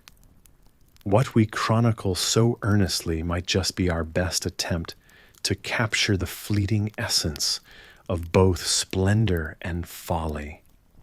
Surely, you muse, the story will go on, woven into the very fabric of dreams, yours and theirs, truly a silk that shines with its mysteries. And here, nestled in the embrace of night, you can rest knowing that, as strange and tangled as the threads may seem, Their weaving never ceases, carrying the echoes of eunuchs and emperors alike into the heart of comforting slumber. As you move through the bustling courtyard of the emperor's palace, you're surrounded by the susurration of silk robes and the sharp scent of sandalwood incense wafting through the air. The stone tiles beneath your feet are warm from the midday sun, and you can't help but notice the intricate patterns etched into them, each telling a story older than the oldest eunuch here. Eunuchs are traditionally known for their roles as court keepers of the harem and trusted advisors. But today, you find yourself amongst those who dared to break out of those whispered stereotypes. Leading warships and overseas expeditions, these daring individuals proved that power didn't require a beard. You imagine yourself standing at the helm of a grand warship, the sea breeze ruffling through robes, and carrying the promise of adventure across the turquoise waves. Historians still debate whether it was courage, opportunity, or perhaps both, that propelled these eunuchs beyond the palace walls. As you feel the salt spray on your face, it's clear why some would trade the safety of court for the uncertainty of the ocean. It's said that Zheng He, the famous Chinese admiral, was once guided by nothing more than the stars and an unwavering sense of purpose. You picture him standing beside you, his eyes scanning the horizon, calmly confident, despite the magnificence and mystery of the unknown waters ahead. A chuckle escapes you as you think about how simple his celestial navigation methods would seem compared to today's overly complicated GPS devices. The eunuch you meet next is a different sort of leader known for leading not just soldiers, but entire fleets on expeditions to lands only whispered about in trade routes. You walk alongside him on the deck, marveling at the rhythm of the crew as they haul sails and attend to their duties. It's all hands on deck, yet there's a curious sense of harmony in the chaos, each man moving with a purpose honed over countless journeys. As night falls and the stars start to glisten against the velvet backdrop, you hear the crew share stories of the strange lands. They've seen tales so wondrous, you might suspect they've exaggerated a detail or two. One whispers about elephants, as tall as houses another, about spices so fragrant they could make you swoon. You're tempted to call it maritime fiction, but decide to play along. After all, even the most fantastical stories often bear a seed of truth. And speaking of truths, you're reminded of one such whimsical account, a eunuch's dispatch of bright blue peacocks as gifts to an unfamiliar king overseas, a vivid power play to weave influence far beyond the emperor's reach. You wonder if those peacocks ever took to wandering curiously around a foreign court, admired yet slightly bewildered by their new surroundings. As you stand there gazing into the starry sky, you feel a deep sense of contentment. Amidst the allure of faraway lands and the mystery of the sea, there's a quiet beauty in knowing that for the eunuchs who rode these waves, the world was a canvas just waiting for their stories to be painted across its expanse. With a soft sway, the ship lulls you into tranquility, and you exhale slowly, letting yourself relax against the sturdy timber, feeling as much a part of the ship as the mast above you. In the calm of the night, you think about how these eunuchs, despite societal constraints, charted courses through uncharted waters, their stories woven into the very fabric of history.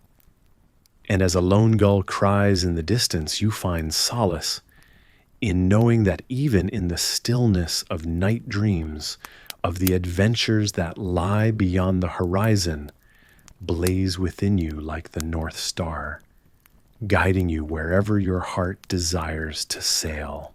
You turn and find yourself walking along a shadowy corridor lined with cool stone walls. The flicker of torchlight dances across the ancient masonry, illuminating an intricate pattern that seems almost to tell a forgotten story. You wonder how many have walked this very path, their whispers lost to time. Tonight you stand in the heart of a mysterious empire where loyalty took on a peculiar form. In the grand palaces of China, eunuchs were favored not for their strength or cunning, but for a simple fact: they could not produce heirs. Their loyalty was seen as less complicated, untangled from familial alliances and dynastic ambitions. As you walk beneath imposing archways adorned with vivid dragons, a small smile tugs at your lips, wondering if the dragons keep secrets of their own.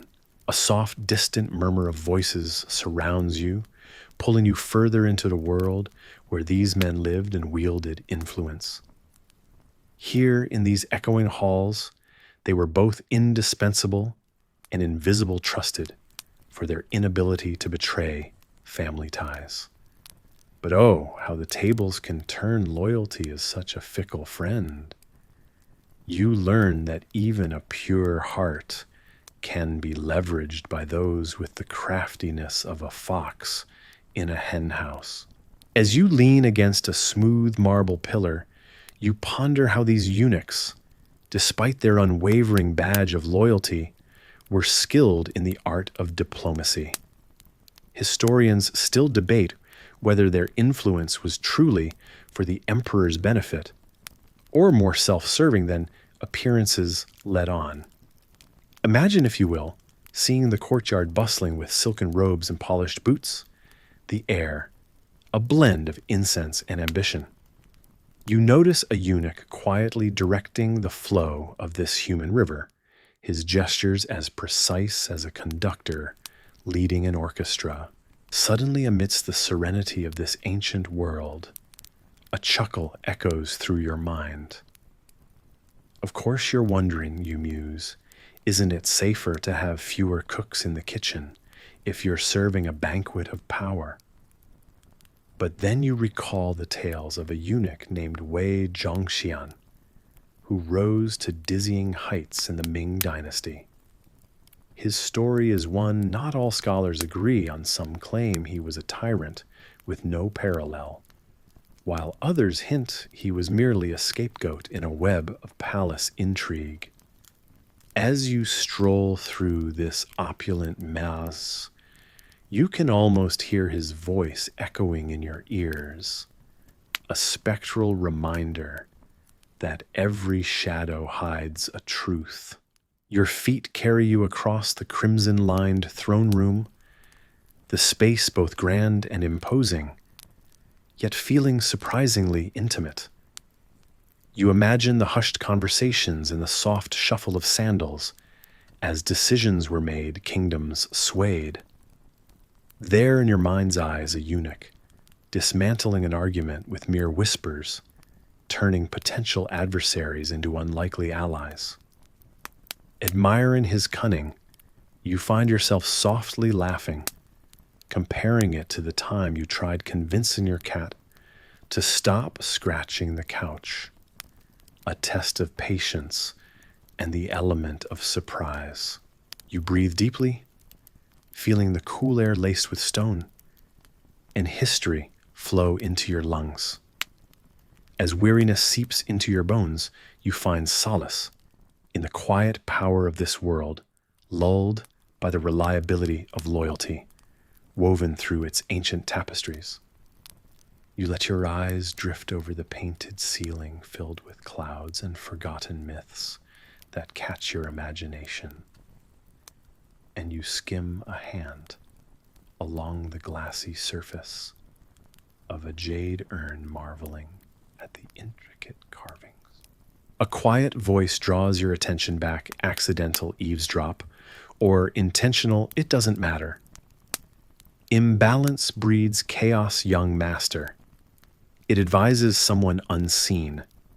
You smile to yourself, appreciating the wisdom that applies to both empires and balancing precarious towers of pancakes.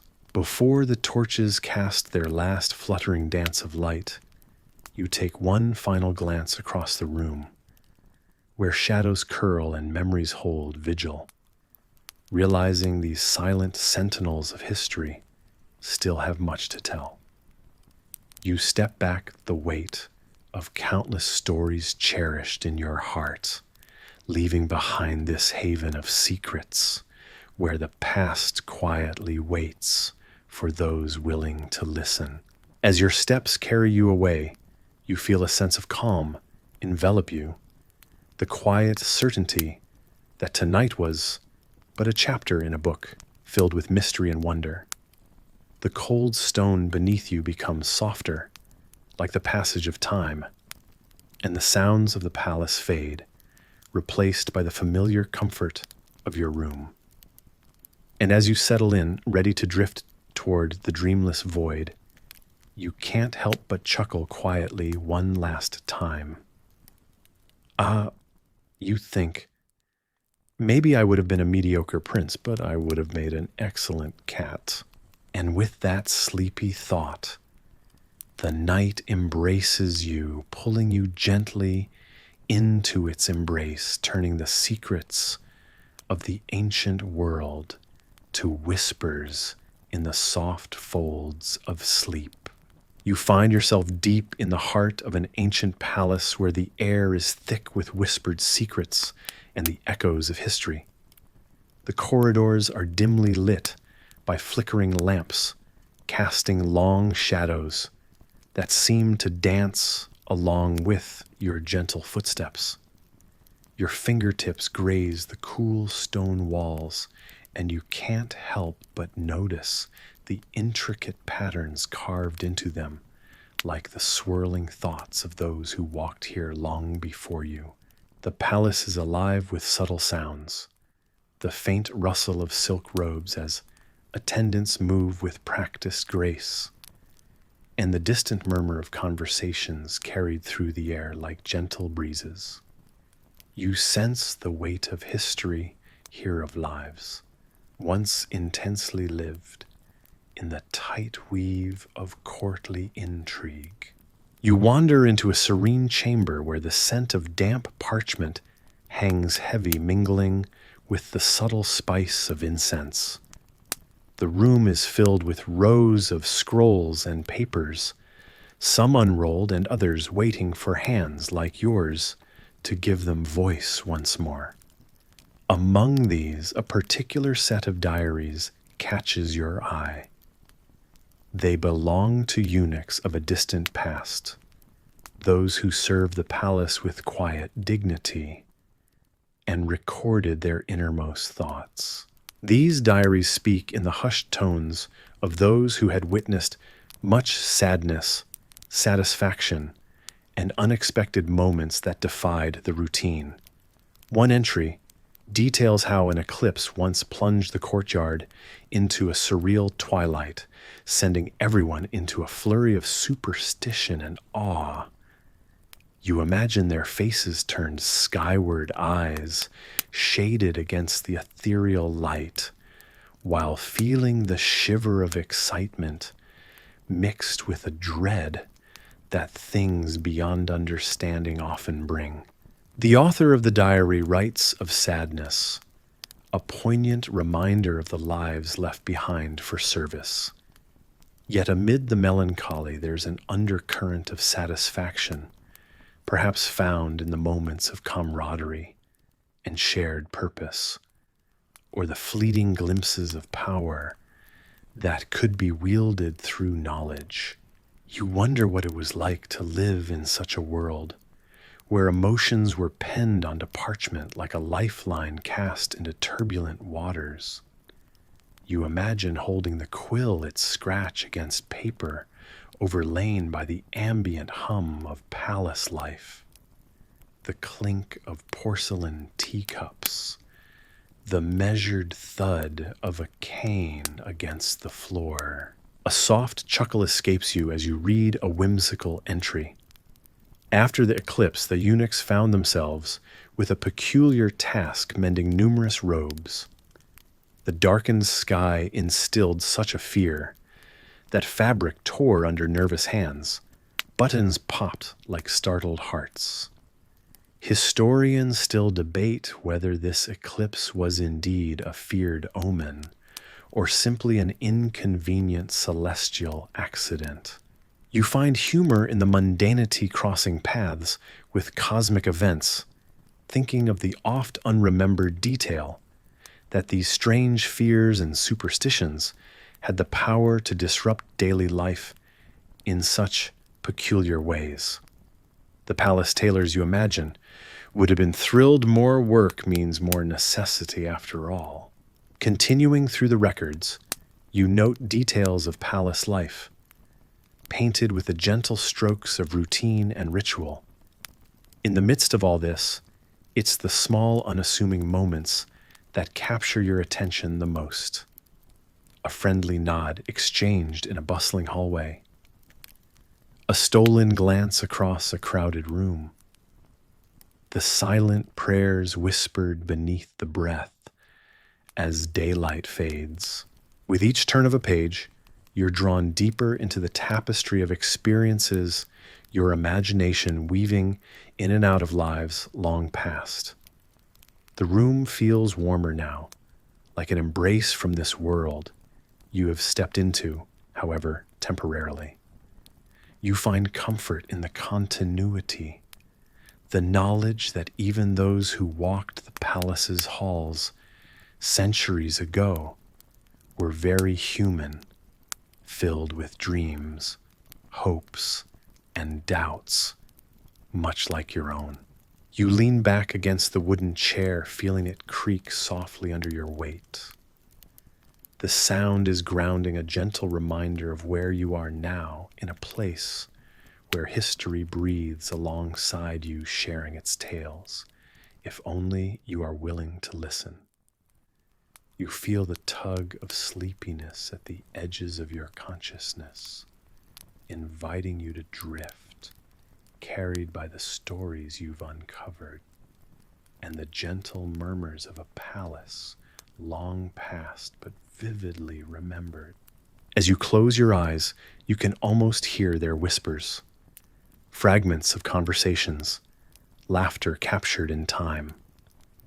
The echoes of their lives are like a gentle lullaby, rocking you into the embrace of sleep. Here in this quiet moment, history is not just the past. It's a living, breathing part of your present, guiding you softly into dreams filled with sparkling starlight and the warm glow of memory. With your eyes growing heavier, you allow the stories to lull you, feeling the seamless thread of time wrapping around you like a warm, comforting blanket. The palace slowly fades, but the gentle echo of its stories stays with you, cradling your mind as you drift into a deep, restful sleep until the dawn calls you to a new day and new stories yet to be heard. As you stand quietly in the dimly lit corridor, the subtle scent of incense mingles with the cool night air, and you focus on the task at hand. Footsteps whisper softly against the polished marble floors, echoing through the long halls of the Imperial Palace. Your role as the attendant of fragrant winds may sound enchanting, a title that evokes images, gentle breezes, and perfumed gardens. But in reality, it means you must watch the Emperor sleep an absurdly daunting yet strangely entrancing responsibility. You slip into the grand chamber where the emperor dreams in peaceful slumber. The room is opulently decorated with silk drapes that seem to float in midair, casting soft shadows over the intricately carved wooden furniture. You find it amusing how you must report on the private musings of a sleeping sovereign, translating the dreamy whispers of the emperor into something tangible for the court. As you settle into your station near a latticed window, you can't help but wonder if anyone truly believes in the necessity of such a peculiar role. Surely not everybody is convinced that the dreams of an emperor can foretell the destiny of a nation. Yet here you are tasked with capturing every mutter, every sigh that escapes the imperial lips. And there it is, a slight movement as the emperor turns in bed. You lean forward, keen to catch any fragment of a dream that might escape. Historians still debate whether the emperor's dreams held any real significance, or if it was merely another power play by court officials to assert mystical influence over governance. You suspect the latter, but keep that judgment to yourself, for the imperial court is no place for open skepticism. The night is long and quiet, save for the occasional rustle of silk. It's during one such moment of silence that a faint smile tugs at the emperor's lips, a sign of a pleasant dream, you deduce. Your mind drifts to more human concerns, the warmth of a soft bed, the taste of a hearty meal, or the laughter shared with friends. For a moment you envy the emperor's ability to dream without worldly cares intruding. Of course, not all is serene. Nicholas Copernicus once pondered how heavenly bodies moved in perfect harmony, an idea that upended centuries of thought. You find it interesting to note how those who dared to dream differently often changed the world. You chuckle softly to yourself. Perhaps one of your reports might inspire a not quite Copernicus revelation of its own. Another sound from the bed pulls you back to the task at hand. There it is, a barely audible word or two. You strain to listen, committing each muttered syllable to memory with the precision of a scribe. Perhaps a reference to a grand banquet or a veiled metaphor for battle. You can't quite be sure. Your fingers twitch slightly, eager to write. The night stretches on stars, twinkling outside like jeweled sentinels, watching over the emperor as you continue your vigil. Around the early hours, you feel a soft breeze waft in through the window, carrying with it the sweet fragrance of night-blooming jasmine.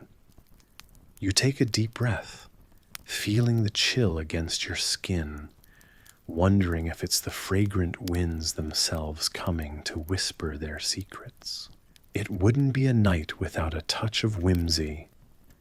You imagine waking the emperor with tales that he dreamt of gigantic talking rabbits, plotting to overthrow the moon, an admittedly impractical scenario for a dynasty, but more entertaining than debates over tax reforms. Your gaze drifts back to the sleeping figure, noting the rhythmic rise and fall of his chest. In this silent dialogue between king and attendant, words are not spoken, but imagined, not uttered, but sensed. It's a strange intimacy, the kind that binds those who share in the night's mysteries. In the gentle pre-dawn glow, the emperor begins to stir more frequently. It signals the end of your watch, your report soon to be crafted with care to capture the essence of these nocturnal narratives. You stand slowly stretching muscles, stiff from hours of stillness. The task demands returning in the evening to begin again, only to gather another chapter of dreams dictated by the whims of a sleeping mind.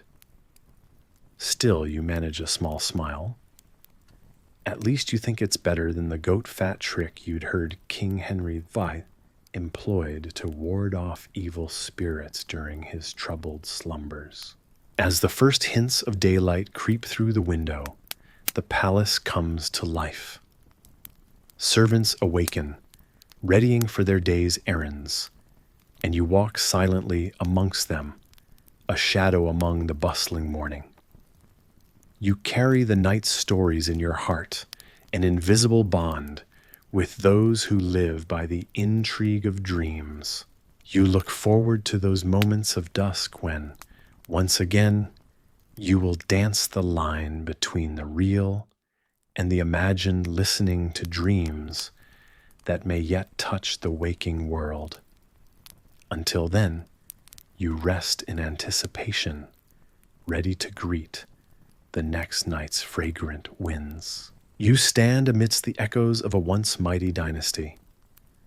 The air is thick with silence, and you can almost hear the whispers of the past rustling through the leaves. The grand Ming palaces are gone now, reclaimed by time, but their stories linger much like the faint aroma of incense long extinguished. You tread softly on what used to be bustling halls, imagining the eunuchs who once walked here, their lives intertwined with the politics and the power plays of the Ming court. Historians still debate the extent of the eunuchs' influence, asking whether they were puppets of the court or masters of their own fate. It's a paradox that keeps scholars up at night, much like the one time you stayed up wondering if you could hear the sound of one hand clapping. Spoiler, you can't. You brush your fingers along the faded stone, feeling the cool roughness under your skin. There's something oddly comforting in knowing that these stones, once the pillars of imperial power, now quietly return to nature. It reminds you of life's constant cycle, like the seasons, only slightly more poetic. The eunuchs, you think, led such paradoxical lives. They had enormous power within the court, but no power over their own destinies. With the fall of the Ming, they lost everything except perhaps their poetry.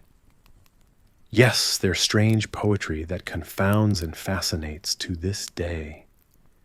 You can almost envisage them crafting verses, words of longing, power, and resignation that survive in hidden scrolls among forgotten ruins.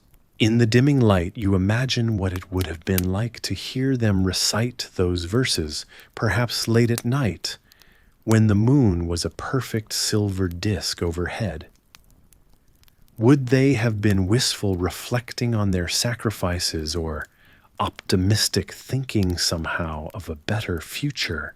Historians don't agree, and neither do you. As you wander through this ethereal landscape, you notice a tattered scroll half buried in the ground. You carefully pick it up, your pulse quickening ever so slightly. The characters are faded but still readable, speaking of unspeakable beauty in a world that always seems on the brink of fading away.